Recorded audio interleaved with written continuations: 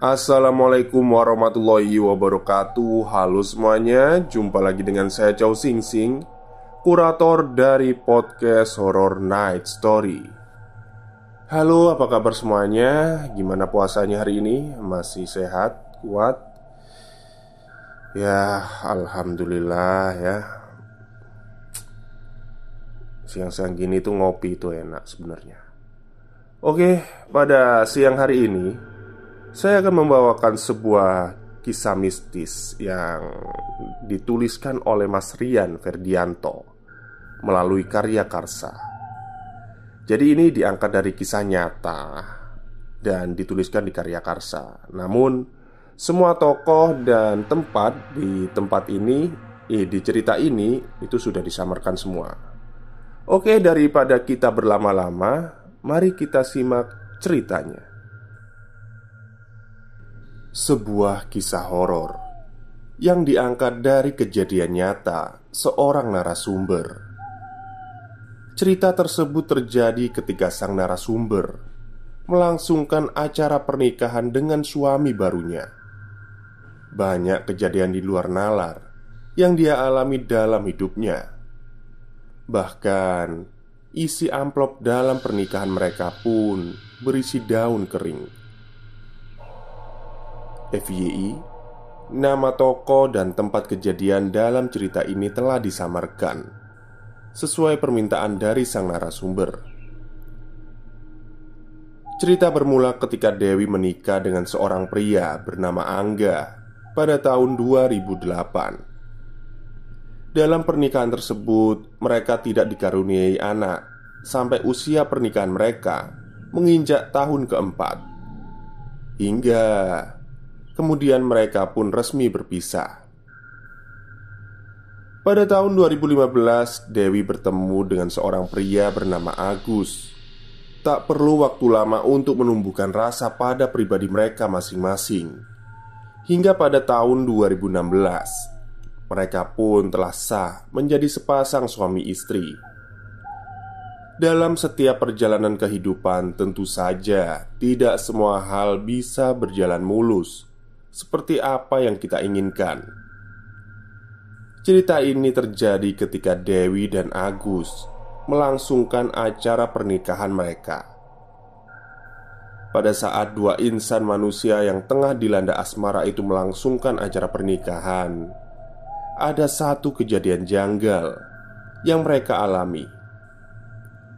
Kejadian janggal itu terjadi ketika tiba-tiba saja listrik di rumah mempelai wanita itu mati. Namun, hanya di rumah itu saja yang terjadi mati listrik. Di kediaman tetangga mereka, listriknya normal-normal saja. Mereka menanggapi hal tersebut dengan biasa saja. Mungkin saja ada yang konslet. Hingga kemudian mereka pun memakai bantuan genset untuk kembali menghidupkan listrik di rumah, tempat di mana acara pernikahan itu berlangsung.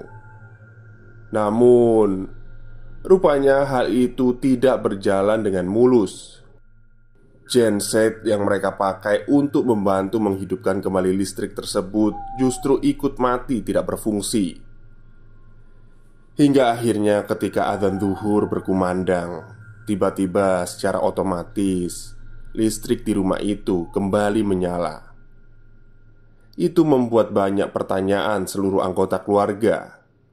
Bahkan petugas PLN yang pada saat itu dipanggil untuk membantu menyelesaikan masalah di listrik rumah mereka. Tidak ada lagi masalah pada listrik di rumah hingga acara pernikahan itu selesai. Namun, kejadian di luar nalar itu tidak hanya sampai di situ saja.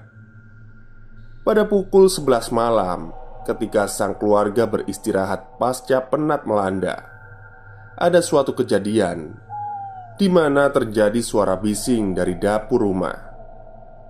Suara bising itu seperti wajan dan panci yang berjatuhan.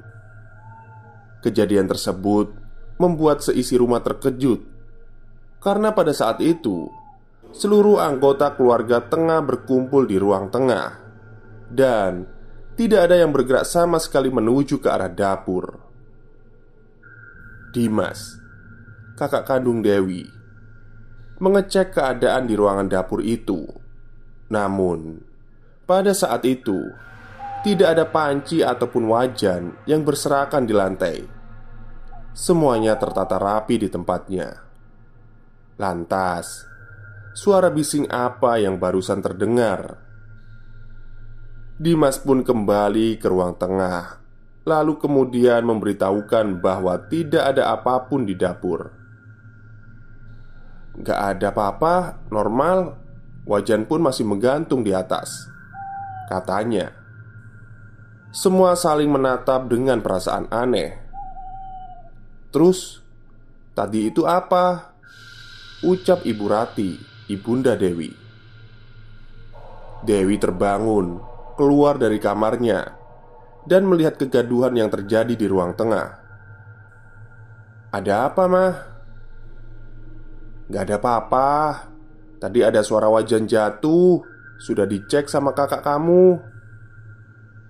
Dewi pun melangkah menuju ke arah kamar mandi untuk membilas mukanya yang terlihat suntuk.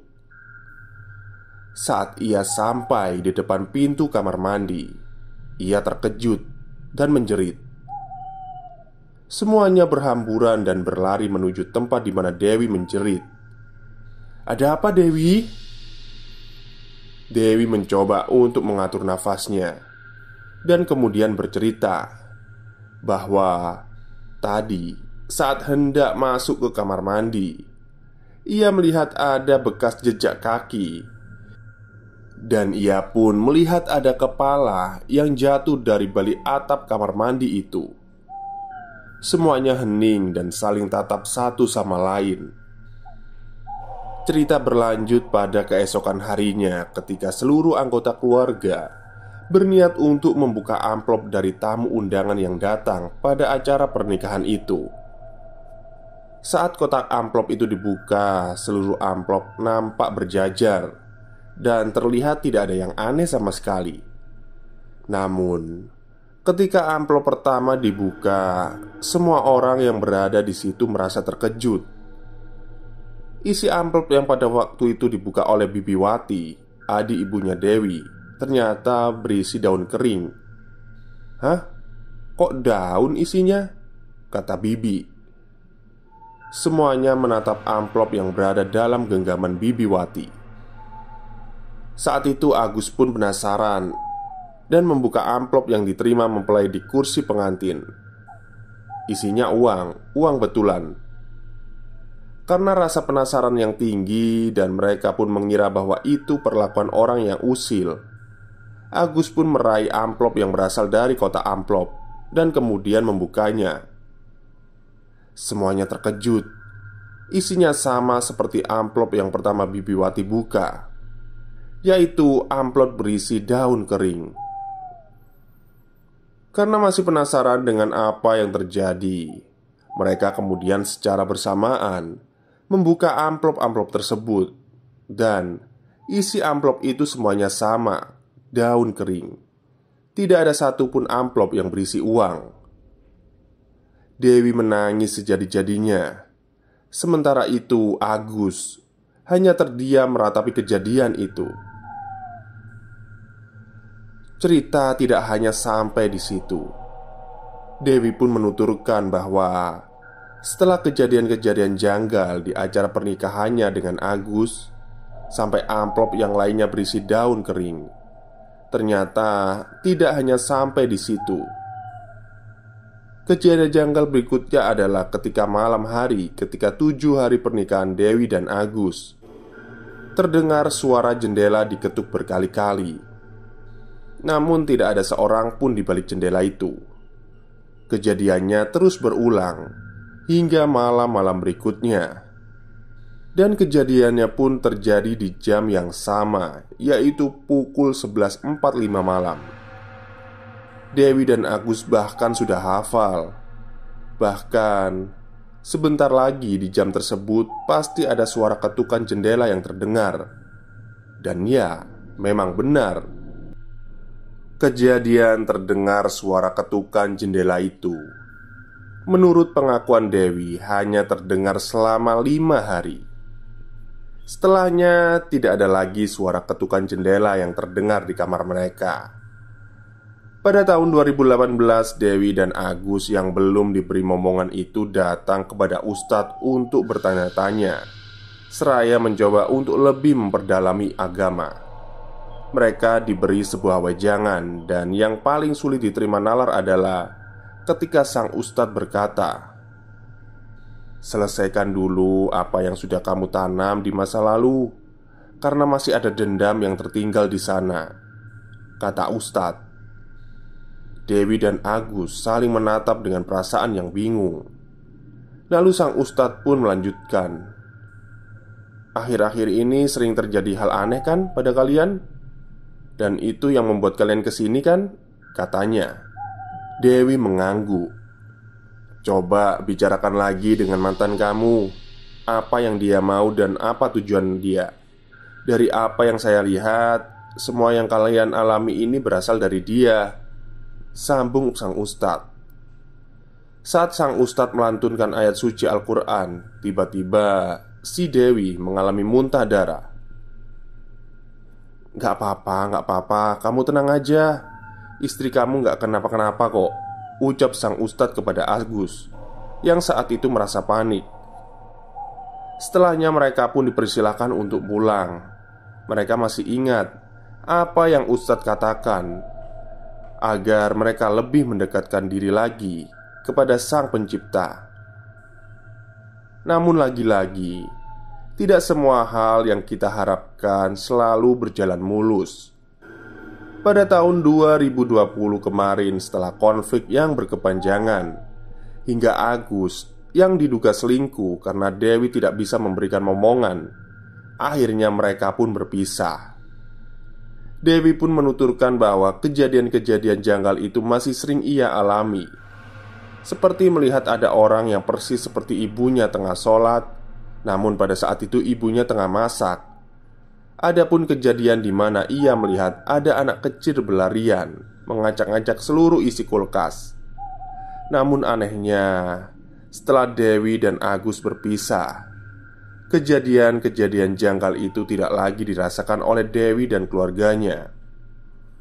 Awalnya Dewi hendak menemui mantan suaminya itu setelah mendengar perkataan dari Ustadz yang pernah ia datangi.